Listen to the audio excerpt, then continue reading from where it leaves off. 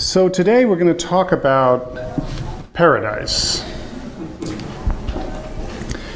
So what is a paradise? Or more specifically, a post-mortem paradise, and what qualities make it so? So some of the earliest representations to survive in texts and images of a post-mortem paradise come from the great civilizations of ancient Egypt and early China. They describe a domain either at the far reaches of the earth or in the heavens or the underworld, which is difficult to access, guarded by lofty elevations or forbidding gates. In Egypt, and to some extent in China, one gained access to this realm through ritual knowledge, but also through ethical conduct or personal piety, for paradise was only meant for the worthy.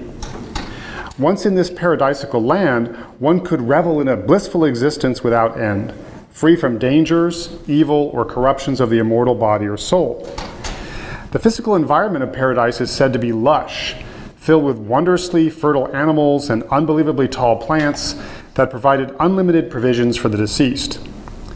In the paradise of the Han Dynasty in Sichuan, even money literally grew on trees. Furthermore, in paradise, one is said to be able to do as one wishes, including all the pleasurable activities of living persons. The Egyptian texts specifically mention eating, drinking, and having sex there. While in paradise, one could also be reunited with one's deceased parents or other loved ones. Finally, dwelling in such a wondrous land often endowed one with special powers, often godlike powers, for indeed the gods were close at hand. While in paradise, one could commune with the gods or have special access to their abodes or means of transportation. The notions of a post-mortem paradise that were developed in ancient Egypt and early China would have profound influence on later Greco-Roman and Christian conceptions of paradise and on Buddhist notions of pure lands.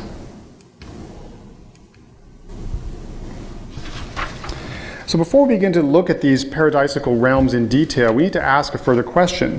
Why? Why at a particular stage of early maturity in these two hierarchical bureaucratic civilizations of Egypt and China did the notion of a post-mortem paradise become prevalent in society, so prevalent that it spread to all classes from king to commoner?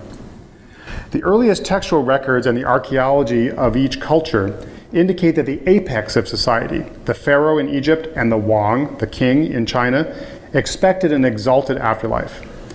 The pharaoh expected to become immortal as a circumpolar star in the sky, and the Wang of the Shang dynasty expected to become a venerated ancestor receiving offerings for centuries or possibly for eternity. Unfortunately, because of the bias in our sources for the earlier stages of these civilizations, we're not sure what everyone else in society desired or expected. The fact that lowly graves from Egypt and China usually included at least a few offerings of food and drink show that at least some expectation of a life after death, but how exalted or how dreary that post-mortem existence, we don't really know, because these people left behind no texts or inscriptions to express their views. What is suggestive, however, is the fact that notions of a post-mortem paradise available to more than just the king developed at the same time that ideas of virtue and justice were being promoted by political philosophers and social critics. The new post-mortem paradise was an ethical afterlife, for paradise was not meant to be for all people, but only as a reward for the virtuous, the pious, or at least the ritually pure. The themes expressed in these representations of early paradise, such as justice for the worthy, access for the knowledgeable, recognition for the loyal and devoted, suggest that people were feeling exploited, unfairly treated, or unduly recognized by the authorities and structures of this world, and so hoped for compensation in another world.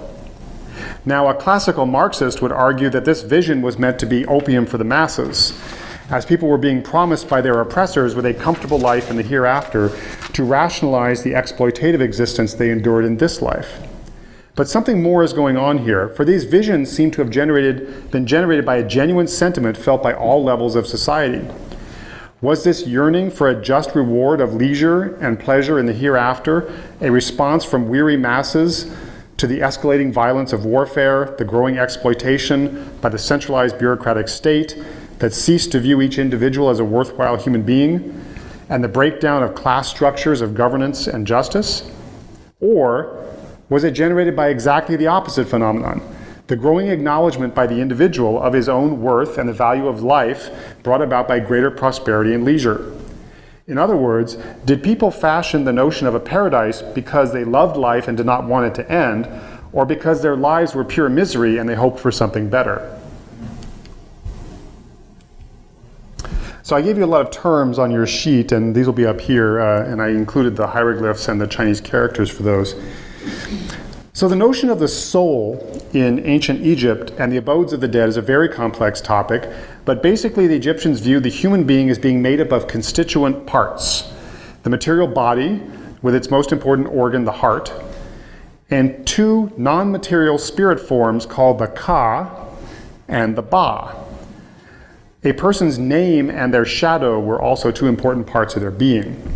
Now the Ka soul, the first one here, was the life force of the body. It's what animated the body, what made it different from a corpse. It was also thought to be unique to each individual, almost like a body double. At death, the Ka would separate from the body and could be reconstituted through ritual, and it would remain in the tomb to receive the food offerings. The Ba soul, the second one, was closer to the Western idea of a soul. It held the personality of the human being, what made them a unique individual. It was also able to venture forth from the tomb and transform itself into different beings, often depicted as a bird with the head of the deceased, to enjoy the sights and sounds of the human world. At night, the Ba would return to the tomb, reunite with the mummy, and revitalize the deceased. Ideally, through ritual, all the parts of the person which had been dispersed at death would be reunited. When the Ba rejoined with its Ka, the soul was then transformed into an Akh, which is an eternal, perfected, blessed being, which had special powers and could be assimilated to certain deities like Ra or Osiris. Now let me illustrate this in our first image today.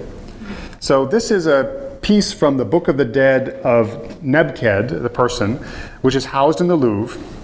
So we see at the top, there is a priest, and the priest is doing the opening of the mouth ritual on the mummy of Nebked, in front of his mourning widow, up here, and some piles of bread and other offerings. This ritual served to restore the human faculties of the deceased, allowing him to see, hear, and receive nourishment. Then behind the sarcophagus to the right, here, so here we have behind that and then down this shaft here, this is the shaft leading down into the tomb. And you see down in the passageway here, there's a long shaft. Toward the bottom of the shaft, the artist has actually drawn the Ba soul of Nebked, carrying a loaf of bread and a jug of water down into the tomb to feed the mummy. The mummy is shown over here, lying on a bed. But then above the mummy, we see Nebked himself rising out of the tomb as a transformed spirit under the bright sun of the day.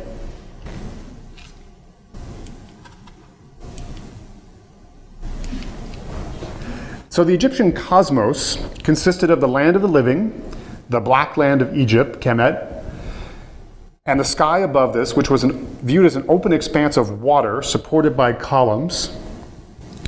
And below the earth was the Duat, or the underworld, where the sun traveled at night to be reborn at the eastern horizon each day. The Duat was also an important abode of the dead and where the kingdom of Osiris was. Its geography became very complex over time, consisting of hills, rivers, caverns, gates, and mounds. There were multiple destinations for the dead in Egyptian cosmology and no consistent goal for the deceased. But basically, one hoped to venture forth by day among the land of the living as a transformed Ba, then travel through the night in the boat of the sun god Ra to be revitalized through reunification with their mummy, and then be reborn at dawn as the sun was. I just knocked out my power here. Okay. So it's a little hard to see in black, but you also have this on your term sheet. This place called the Marsh of Reeds, the Sechet Yaru, is a very ancient name. It goes back to the oldest religious literature in Egypt, the so-called pyramid texts. These are the pyramid texts. You can see it here inside the pyramid of Unas here, carved all over the walls. These were carved into the burial chamber and the antechambers of the pharaohs of the Old Kingdom, beginning in the 5th dynasty.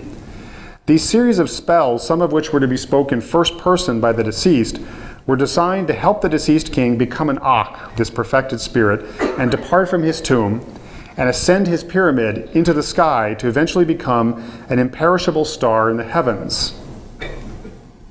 In the text, the Marsh of Reeds is actually listed as a region in the sky. And so here are some quotes from the pyramid text that mention the Marsh of Reeds. So this Marsh of Reeds is actually in the sky in the pyramid text, not under the earth, and it's south of the ecliptic, which is the apparent path the sun takes across the sky during the year. The Egyptians saw the ecliptic as a long waterway, the so-called winding canal that bisected the sky. While the Marsh of Reeds was south of this canal in the sky, thus nearer the horizon and toward the east, a parallel Marsh of Offerings, the Sekhet Hetep, was located north of this winding canal. So here we have someone has become clean in the Marsh of Reeds. Unas, the pharaoh, has become clean in the Marsh of Reeds. And so this Marsh of Reeds was a place of ritual purification. So according to the pyramid spells, like these ones from the 5th dynasty pharaoh of Unas, the role of the Marsh of Reeds was mostly to serve as a way station for the revivified pharaoh. Though he was given a plot of land here and a throne, he mainly used the Marsh of Reeds to purify himself before ascending higher into the sky in the bark of the sun god to become one of the circumpolar stars that never set below the horizon. At the very end of the Old Kingdom, as the centralized state collapsed, a newer version of these funerary ritual texts appeared. And scholars call these the Coffin Texts, because they appear written on the interior of wooden coffins, like this one here, of regional lords and other local nobles throughout Egypt. This phenomenon clearly demonstrates that the afterlife described in the text was no longer the exclusive privilege of the king, if it ever was. Now another class of men could become reborn as Osiris and join the sun on his journey through the sky. Now, no reference to the texts appear in lower class burials, however, so it strongly suggests this afterlife was still not open to everyone, at least, yet. So many of these coffin texts were based on the earlier tradition of the pyramid texts, and there are many revisions and significant additions, and while the spells continue to focus on the reanimation of the deceased and providing him with sustenance, there are also new concentrations on protection from harmful spirits, the ability to transform, and the crucial addition of a post-mortem judgment, and I'll talk about that later, and the notion of a paradise where one was to be reunited with their loved ones. Overall, the view of the afterlife in the coffin text is more detailed and concrete than that found in the pyramid texts, though of course that does not mean that there aren't still contradictions and multiple scenarios present. So the Marsh of Reeds is described in the coffin text in spells 464 to 468, and here on the screen I have the example of 464. But its location seems to have shifted dramatically. When it was in the pyramid text, remember, it was in the sky. It's now been fused with the Marsh of Offerings, and it now appears to have shifted to the underworld, to the Duat, where the sun travels at night before it is born again on the eastern horizon. Furthermore, while the Marsh of Reeds in the pyramid text was described as a temporary place of purification for the deceased pharaoh before his ascendancy into the sky, the Marsh of Reeds in the coffin text spells, like the one here, is now described as the goal destination, a paradise of inexhaustible provisions where one finds eternal happiness, eating, drinking, and having sex. Excuse me. Much of the body of the spells focus on the importance of knowledge, for knowing the hidden names of the places in the afterlife gives one access to their abundance. That's why it talks about, I am the one who knows this field of offerings, and I know the different waterways, and then it mentions I eat there, carouse in it, drink in it, plow in it, reap in it, I'm not destroyed, I copulate there. So in addition to the texts in the coffins, there's also depictions next to these texts. So in several Middle Kingdom coffins from the site of El Bersha, we also see the first representations of the geography of the Marsh of Reeds. And this slide is a little dark, but I'll point out some of the different aspects here. So the landscape would be a familiar one to Egyptians. So there's fertile stretches of land, and it's crisscrossed by waterways, and then surrounded by one big waterway, which is referred to as the Sea of the Gods. It represents the ocean. Each of the internal waterways are captioned here, like this one, which says, Waterway of the White Hippopotamus. It is 1,000 leagues long, its breadth has not been told, there is no fish in it, and there are no snakes in it. Now the little ovals you see up here across the top, those represent towns with auspicious names like Milk Town or Town of Fair Offerings or Bread Town. Calling out the names of these towns guarantees the deceased access to different types of provisions like grain and milk, but also allows him to gain special magical powers like being reunited with his parents.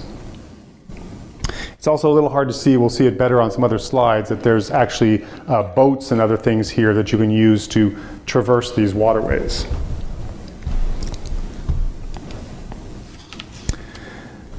So now we move to the Book of the Dead. So the Book of the Dead is the newest form of these ritual texts. The real title of the book is called Going Forth by Day. It was a collection of nearly 200 spells in circulation from the New Kingdom onward, many of which were descended from the Coffin Texts of the Middle Kingdom.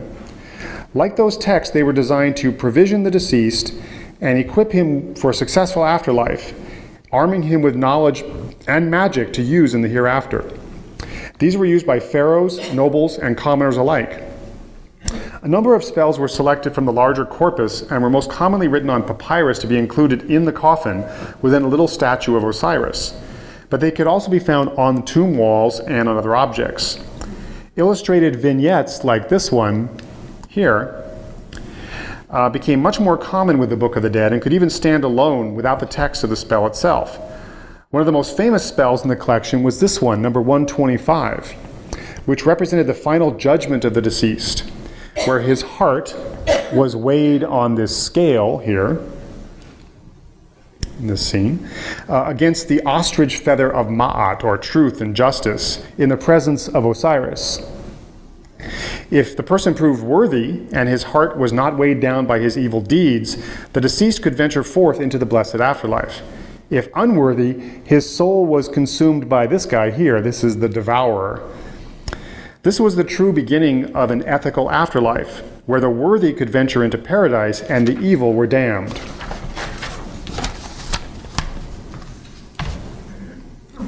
Spell number 110 in the Book of the Dead, which describes the geography of the Marsh of Reeds and names the benefits of each of the towns within it, is directly descended from that coffin text we looked at earlier, containing many of the same descriptions and phrases. But the Marsh of Reeds also appears in many other spells.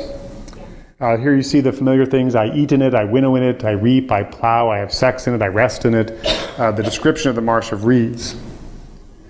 But we also have these vivid depictions of its geography and the kind of plants and things that were there. So I know the Marsh of Reeds of Ra. Its walls are made of metal. Barley grows 5 cubits tall. The grain ears are 2 cubits with stalks of 3 cubits. Emmer of 7 cubits. And its grain of ears are 3 cubits. There are transfigured spirits, who are 9 cubits in height. And so these are enormous plants and enormous beings that live here. So we finally see here some of the fantastical features of the Marsh of Reeds. It's not just a familiar terrestrial landscape, it's a supernatural landscape, where the walls are made of metal and where plants are designed to provide eternal provisions and grow over 10 feet high, and where 15-foot tall spirits help to reap the crops. Now, this is another version of this vignette from the Book of the Dead that's in the British Museum. And this is one of the most detailed scenes. This beautifully preserved example is from the famous Papyrus of Ani. Dates to the 19th dynasty, so around 1275 BC. So I'd like to take you through the iconography of this depiction and introduce a couple other examples here. So while some scholars prefer to read this program from the top to the bottom, I'm going to be reading it from the bottom up to the top here. So just as we saw on the coffin from El Bersha, you first notice that this thing is surrounded by water again. So that's the Sea of the Gods. So the deceased would arrive on this boat down here. This is not really on a platform. This is a bay that sort of leads in here. And the left boat with the double snake heads is designated as the boat of Wenefer, which is a name of Osiris, the king of the dead. In this register, the deceased will normally be meeting the gods of the Egyptian pantheon. They're not depicted here. In the next register, you see Ani himself behind this cow, and he is plowing his crops, and there's a caption above him which names him. And then we see up here he's threshing and harvesting flax, and then here you see him with this bird of plenty here representing the plentiful harvest. And then here you see him in front of these towns once again, but these big piles of offerings to the gods. In the very top register, he's meeting some gods here, he and his wife. And then you see him rowing across this river. And at this point, this is probably his tomb here, and this represents his mummy.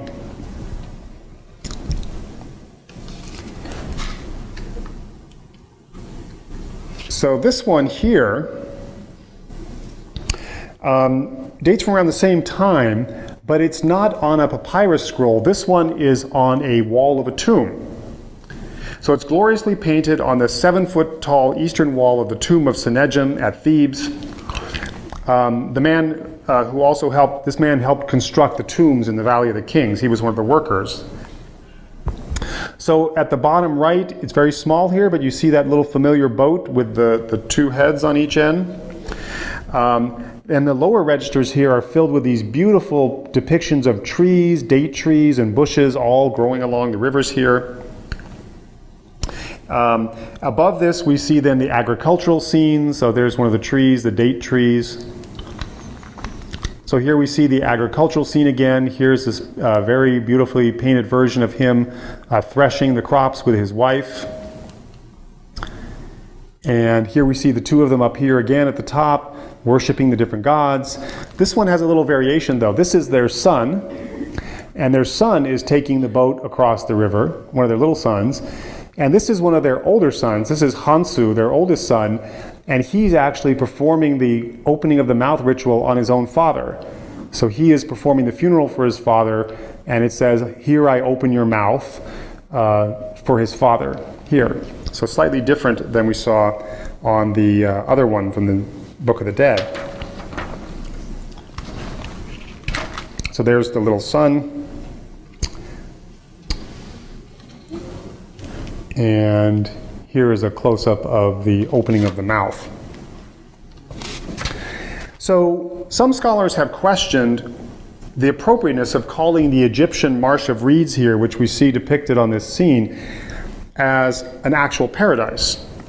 For the textual historical evidence strongly suggests that this was not a permanent abode where your soul would stay forever.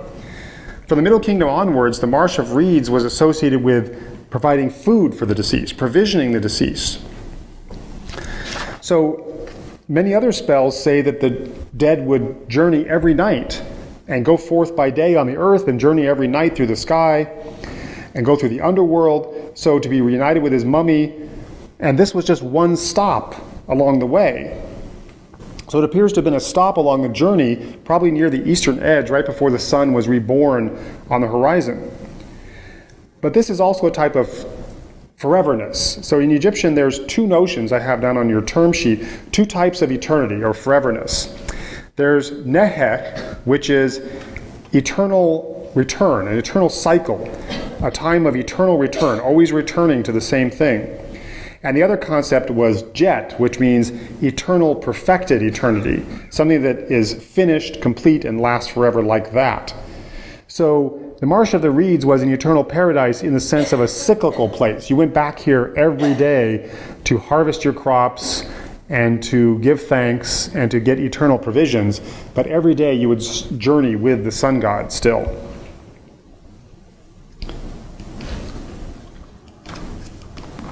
Okay, now we're going to switch gears to China. So I should point out that even though the civilizations of ancient Egypt and early China share some striking similarities at certain points in their evolution, a very key difference between them involves sheer scale. Early imperial China was enormous geographically and vastly more populous than Egypt, 50 million people compared to 5 million people. The Qin imperial unification brought together by force of arms very disparate cultures with a dozen different religions, influences, and traditions. And so though Egypt was a smaller, more bounded geographic unit, one finds even there more competing cosmologies and theologies and plenty of contradictions and lack of systemization of beliefs. So one could hardly expect in a place as large as China that there would be a unified worldview of beliefs in this territory. Now, I've given you some other terms now for the Chinese soul. The prevailing scholarly wisdom is that the Chinese soul was also divided into parts. They believed in a component soul. There was the Po soul, P-O, which was something like the Ka of the Egyptians. It was the life force that animated the body and operated the senses and the faculties. One could not live long without your Po. And upon death, the Po, which was viewed as a heavy or yin force, remained with the corpse in the tomb, or later stayed in the underworld, partaking of the offerings given by family members. The other component of the soul was the Hun, H-U-N. This was responsible for your personality and the consciousness of the person.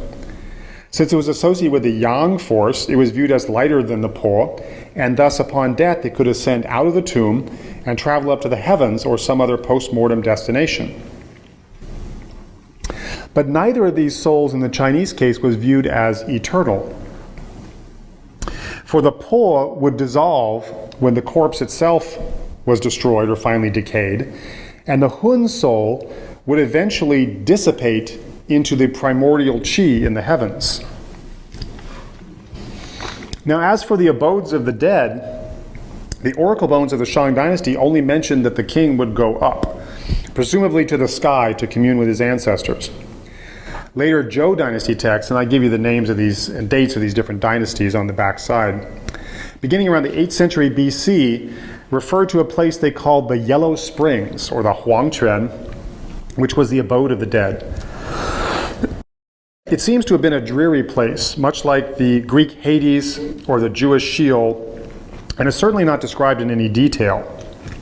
One scholar has recently argued that during the Warring States period, people's concern with the power of the unquiet dead led to the creation of abode for them away from the regular world. The tomb was not meant to be a permanent home of the deceased anymore, but merely a way station before an arduous journey to the northwest, to Mount Buzhou near Mount Kunlun.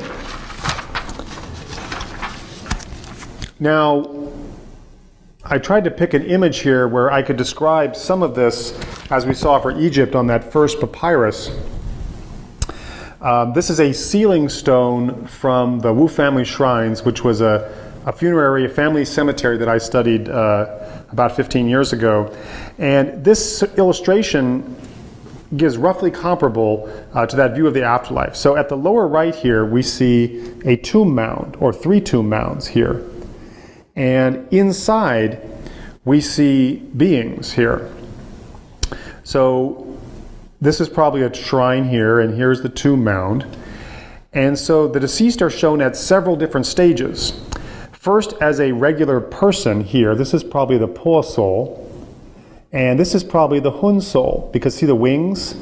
This person is now rising out of the tomb and taking flight as a Hun soul. Now the deceased husband and wife are represented as riding in these carriages through the sky. Here are the clouds here that are running throughout. So there's 2 carriages here. And those are taking these souls up into the sky, and eventually they meet these 2 deities up here at the top. And these deities we will meet in a little bit. This is the Queen Mother of the West and the King Father of the East. So this paradise for the Chinese side is said to be on a place called Mount Kunlun. So one begins to see representations in texts and material culture of paradisiacal lands located either in mountains or on islands at the edge of the Chinese world, filled with magical plants, plentiful game, and populated with fantastic creatures and special beings who never died. The islands of Penglai, thought to be off the coast of the Shandong Peninsula, were sought in vain by the first emperor of China and his magicians who wanted to find the ingredients of the elixir of immortality there. But it was the fascination with a Western paradise, specifically the cosmic mountain of Kunlun, that would have a greater and longer lasting impact on the Chinese religious imagination. Now, mountain worship has a very long history in China, and let me switch forward to this slide here.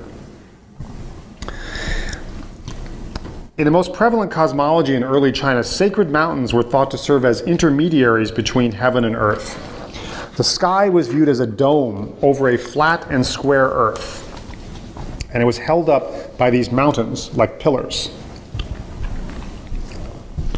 So it is believed that the myth of Mount Kunlun originally comes from a southern tradition, and it's depicted often as a peak, a three-peaked mountain. You can see a little bit here. There's the lower peaks on each side and a central peak in the middle.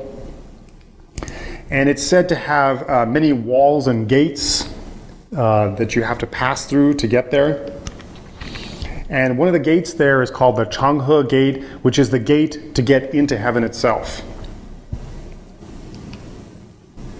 And in this land, there are all sorts of trees where gems grow on trees. There's really tall plants. And there are many immortal gods and spirits who live here, including the Queen Mother of the West, as well as the heavenly god Tiandi. And here you are supposed to be able to achieve busi, which is deathlessness. By eating special plants or special herbs, you can then become this deathless spirit. And I think on the previous slide I had a extensive quote from one early philosophical text that describes this land. And you can see that it talks about a manifold wall with 9 layers, and there's trees. The wheat plants and the barley plants are as tall as trees, 36 feet tall. Pearl trees, jade trees, carnelian trees, and no death trees, or trees where you would eat something and live forever. And it mentions 440 gates here. So it's incredibly tall, difficult to get through, difficult to access, but once you're there, there's plenty.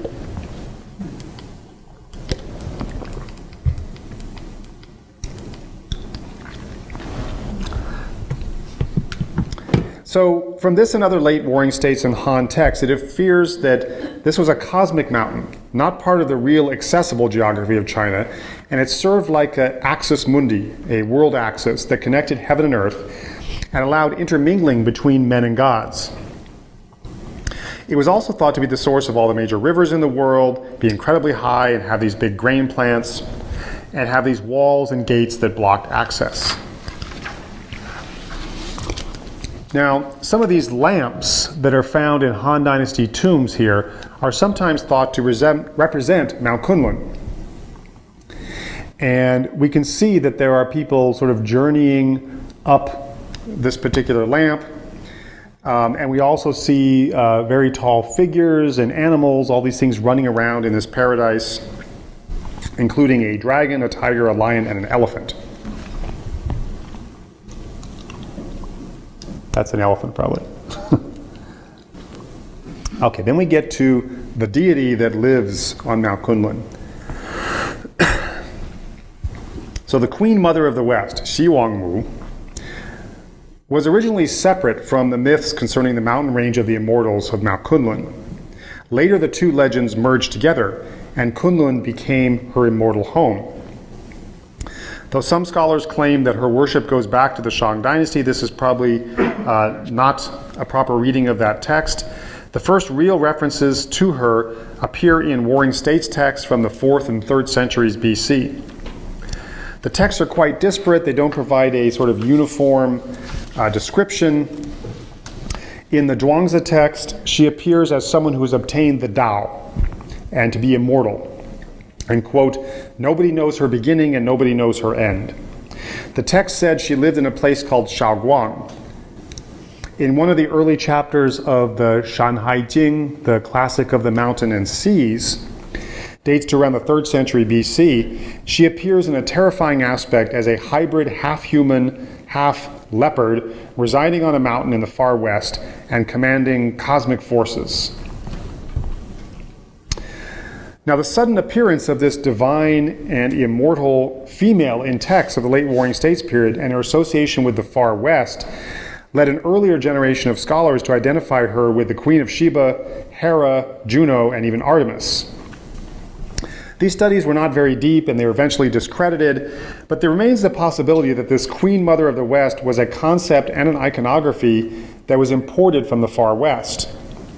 A recent study by one scholar is fairly convincing in identifying her with the Anatolian mother goddess of Cybele, who is usually depicted on a throne here with 2 felines. And where the interlocking top of the back of her seat here, of this throne, is later misinterpreted by Chinese artists who import this image into some sort of headdress or crown. And we'll get to that image in a little bit. So it's quite suggestive, though, that references to the Queen Mother of the West appear in China at the same time as other imports from the West, including glass eye beads from Persia, iron technology, stringed instruments, postal relay systems from the Persian Empire, and things like this appear at around the same time that this imagery shows up in China. There was also, during the Han Dynasty in 3 BC, a millenarian movement in which people believed that the Queen Mother of the West was going to come and signal the end of the world. And I won't read the whole text here, but in 3 BC there was a panic in the imperial capital where people were running around, they tore off their clothes, they were running around like crazy, they were playing strange games and doing strange dances in the middle of the street, and I'll talk about those games later. And they kept saying, the Queen Mother is coming, the Queen Mother is coming, and that she would signal the end of the age and a coming of this paradisiacal realm on earth.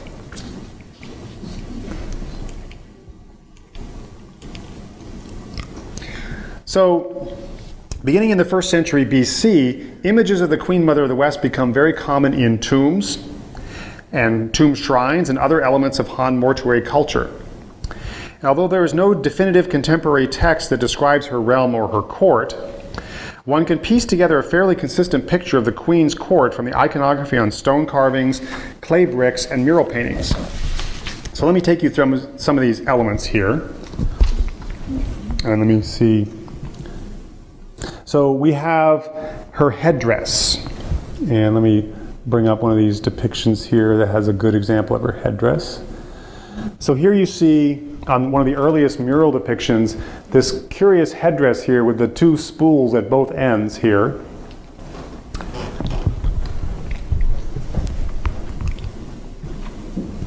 So the headdress is called the Shang. There's a cosmic pillar which represents Mount Kunlun, so she's often shown on top of some sort of shaft or pillar, and we can see that here in this one. There's the headdress, and there's this shaft. Sometimes it looks kind of like a mushroom, sometimes it looks more like a rock pillar.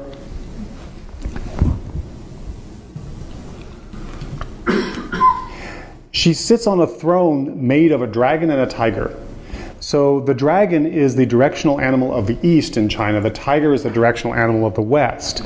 So she's a cosmic deity. But this has a lot of similarity with those depictions of Cybele in Anatolia in the west, having the 2 felines on her side. But here we have the dragon here, and here's the tiger of the west.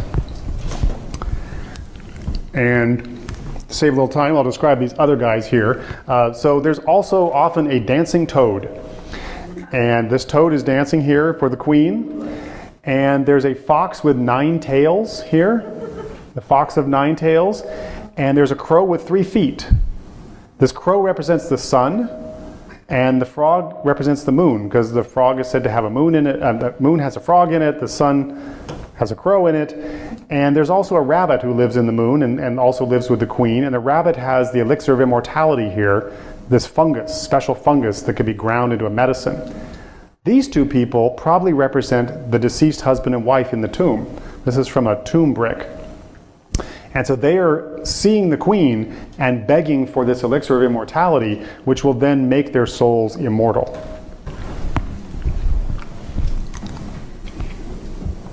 Let me go back here.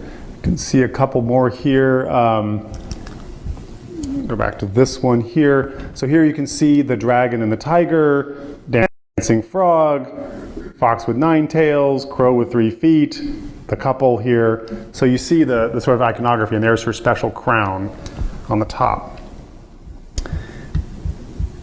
Now the other thing that we see in these depictions, and I'll get to that in a little bit, is a particular board game. And that will be the end of my talk. I'll be talking about that. So we have the hare, the toad, the 3-legged bird, 9-tailed, and then the supplicants. And this game that I'll talk about shortly. So the Queen Mother of the West also appears on 2 special types of funerary objects, particularly in Sichuan province. These composite money trees, found in Han tombs in the area, have a ceramic or stone base, often in the form of a mountain, and a bronze superstructure consisting of multiple branches. Cast into the branches are numerous actual size coins of the Han Dynasty, these Wuju coins that are here. So we also get on these images of the Queen Mother of the West in the branches. So she's sitting here in some of these branches. The other strange thing we get is in the 2nd century AD, we get the Buddha. The Buddha appears for the first time in China in places like this where the Queen Mother of the West would normally be depicted. And Buddhism was often confused with Taoism at this point. They thought the Buddha was just another Taoist immortal. And so places where you would normally get the Queen Mother of the West, you sometimes get a very early depiction of the Buddha placed in that same place. And here's another base from one of these money trees. And you can see here in this depiction, these people with sticks are actually knocking the money off of tree branches. And so in the afterlife, you could just collect baskets and baskets of money here. Now, why would you need money in paradise? Well, in the Chinese afterlife, you still had to pay taxes. And so you still had to have money to pay taxes, and you could still use money. And so normally in a tomb, not only would you bury thousands of coins in your tomb, sometimes you buried imitation coins made of clay or wood, because it was thought that the dead couldn't use real coins. They needed something that was more of the earth, like clay. Now, the other kind of object that we get that depicts this Queen Mother of the West are these bronze discs that are gilded and silvered. And here you see her, and she's got some pretty fierce fangs going on here. This is more of her demon aspect. But you see the dragon and tiger throne. Here we see a definite gate with a gatekeeper that's sort of preventing access. And here we see a line drawing of another one of these, and this definitely confirms here, this actually says the gate of heaven, and that you have to go through this disc to get into heaven. So this disc represents heaven itself. That in Chinese cosmology, heaven is round and the earth is square, so to go through a disc means to be going toward heaven. But it also says that this is a coin, this is a denomination of a coin. So it's both a disc and it's a coin. And it's an ironic parallel to the idea that, it's easier for a rich camel to go through the eye of a needle than for a rich man to get into heaven. Here you actually get into heaven by going through a coin, through the middle of a coin. Right, so there's where it says Heaven's Gate, and this is the Wuju, which is the weight of a Chinese coin. Now I'm going to skip ahead a couple of these things and get to our game here. So in doing this research, I discovered that these views of paradise are associated with 2 board games. So in both the Queen Mother of the West territory and in the Egyptian tombs, we get depictions of people playing board games, a very close relationship to the deity in the blessed afterlife. So are these game-playing scenes merely depicted to represent a pleasant pastime that the deceased hope to play forever in the afterlife? Much as, let's say, Roman depictions of paradise show people playing in the fields, in the Elysian Fields, and I'll show you one of those later. But in this case, I think something more interesting is at work here. So as obvious to most people, board games are a metaphor for life and its struggles. Chess is obviously a metaphor for noble warfare. The game of Monopoly is a metaphor for capitalist property acquisition and competition, and the game of life is a metaphor for life.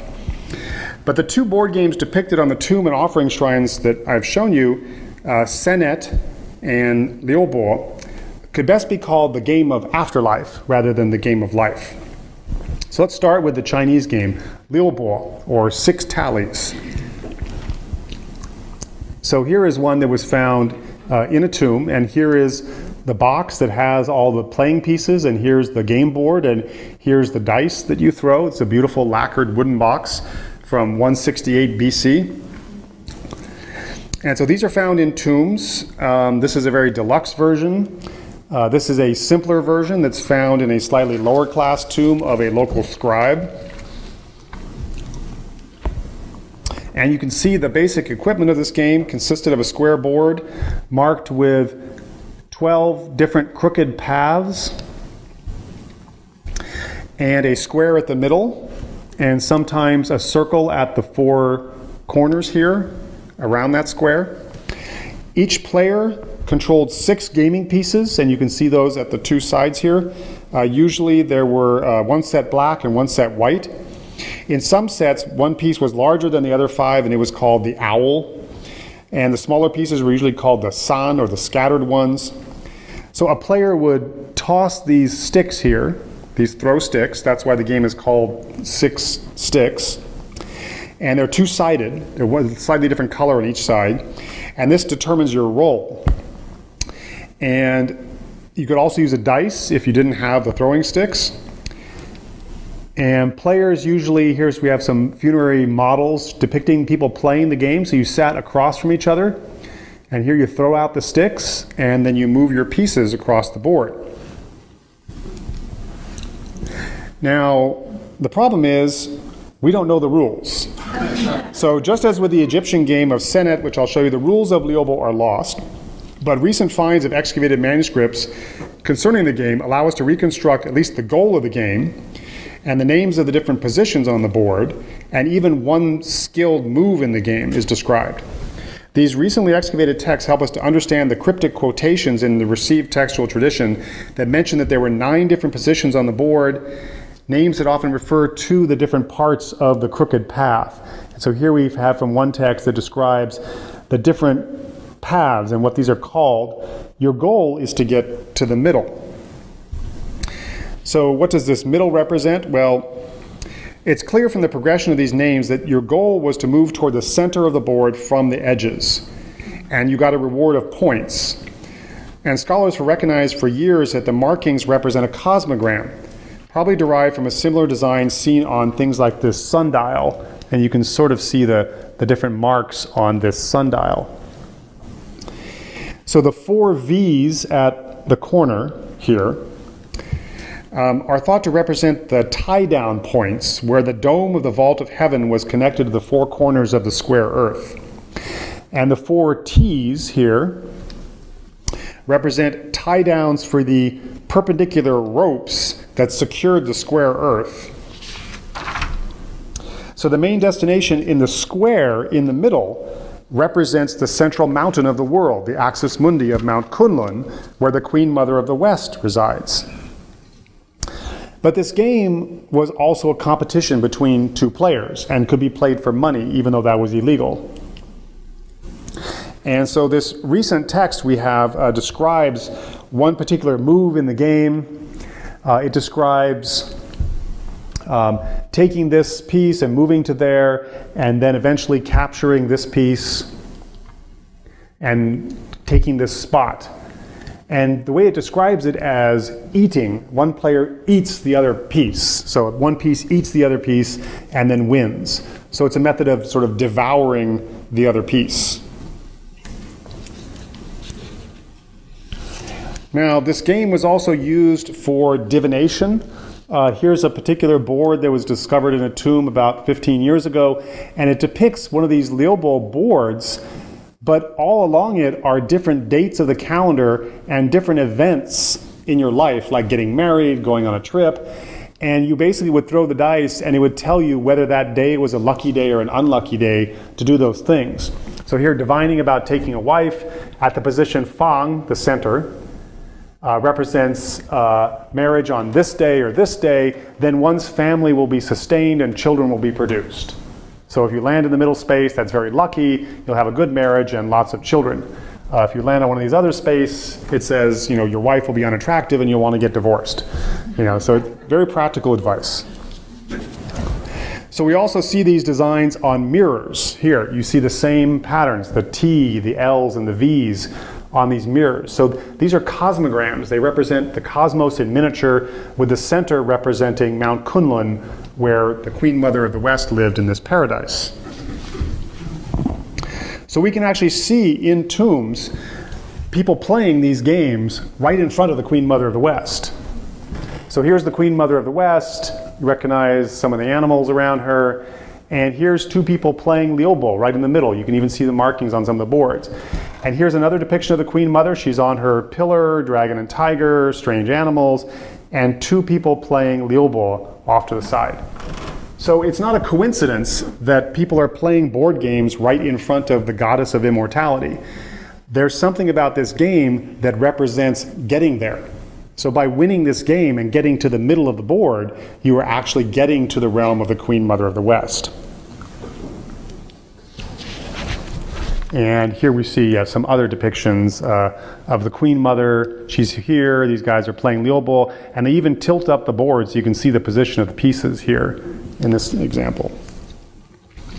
So the game of Liubo was never just a secular pastime, so it also had this ritual dimension to it. Now we get to the Egyptian game. So boards for the Egyptian game of Senet have been found from as early as the First Dynasty, and the game maintained high popularity until the Roman period, almost 3,000 years. It was played by all classes of society, from the pharaoh, who played on deluxe sets like this one from the tomb of Tutankhamun, down to common students and workers who might scratch out a grid on the ground and just play with some rocks for a quick game. Here's a more standard, a smaller set. So a standard Senet board consisted of a grid of 30 squares on the top here, called peru, or houses, and two sets of playing pieces, two sets of 7 of these playing pieces. Here, they're most of them in the drawer, and these were called the dancers, the bao, and they were differentiated by shape or color or both. As in the Chinese Liubo, the moves were determined by a toss of these things, these two-sided throwing sticks, and in King Tut's tomb, they actually look like fingers. See the fingernails here? And so they were actually called fingers. You throw the fingers to play this game. And so based on how many flipped up or how many flipped down, you would move along this board. And some versions of the game could also use dice instead of the throwing sticks, just like in the Chinese example. So in most depictions, you can see here 2 people are shown playing Senet here. You can see the board between them. But rather than advancing like in Chinese checkers where you try to move to this side, this is a circuitous route. So you're going to go this way, then up the middle, and then this way to get to the end. So usually these 5 last pieces are marked with special words in hieroglyphs, special images, which designated certain things. So some of these things were hazards, like the water. This is the word mu, or water. If you landed there, you probably had to go back. Now, we don't have the rules, but we try to reconstruct them based on ancient texts that describe the game. This is probably a good place, because this is 3 goods together. This is the place of goodness here. And then these other ones count down 3, 2, 1. There's the sun here. And so probably you had to get onto this space first, and then you basically had to roll an exact number to get off the board. Kind of like backgammon, so you're rolling off the board for this game. But these spaces also have a sort of ritual dimension.